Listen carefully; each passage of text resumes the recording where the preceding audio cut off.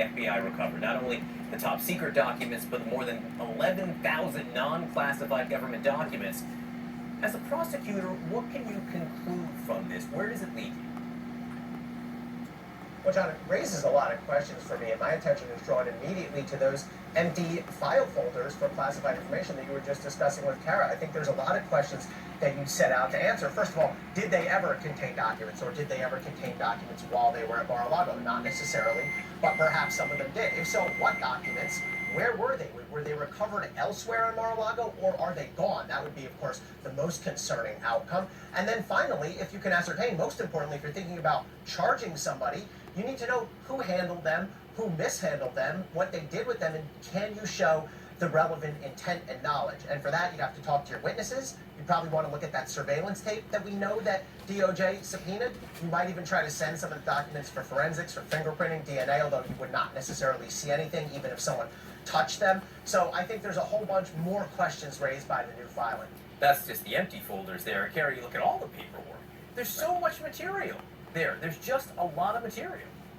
There's a lot of material, it's a lot of documents, and remember, these documents belong to the United States government, and that's really the basic premise that is underlying all of this. I do think that the fact that so much of this information was classified, including lots of information at top secret levels, compartmented programs, really highly classified information, that is what would have lit the fire under the Justice Department to at some point say, we can't wait anymore. We've been engaged in a dialogue for as long as we could. We need to get these documents back, and we need to do the damage assessment led by the intelligence community to figure out where this information may have been viewed, gone, been seen by, or not. You know, that would be important too, for them to determine, you know what, these documents just sat in the offices and basements or locations within Mar-a-Lago and didn't get out. That would be important to know as well. But at some point, I think the classification level of the documents and the volume of classified information is what is driving the intensity of this investigation, which clearly is ongoing. In LA, the former Attorney General Bill Barr said they jawboned for more than a year over this before they ultimately issued the search warrant there. I want to play a little bit more of what he said on Fox News. I frankly am skeptical of this claim that I declassified everything, because frankly, I think it's highly improbable. And second, if in fact he sort of stood over scores of boxes, not really knowing what was in them, and said, I hereby declassify everything in here, that would be such an abuse. That shows such recklessness that it's almost worse than taking the documents. So, Ellie, you literally wrote the book on this guy. You wrote a book on the Attorney General, former General William Barr. Does what he just said surprise you?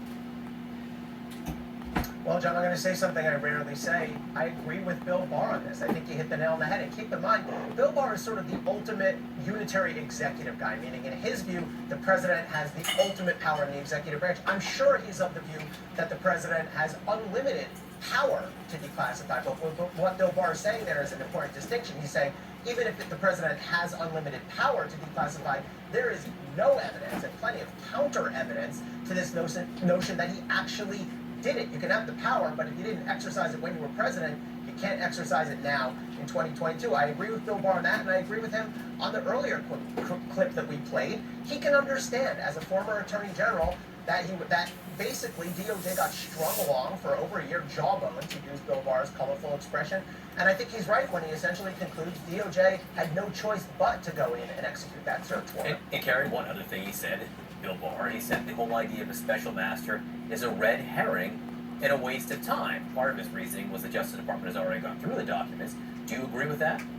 Yeah, well, he understands the way that investigations work, and that the fact that the Justice Department implemented a team to review any possible attorney-client privilege information, which really there was nothing about this search that would have raised the level of potential attorney-client information. So yes, he's right. A special counsel at this point, a special master at this point, is not needed in my judgment. Seems like in his judgment as well. And really, the longer that the judge goes on to consider it, the Justice Department just reviews more and more information, and at this point they've even said in their pleadings that they've completed their preliminary review.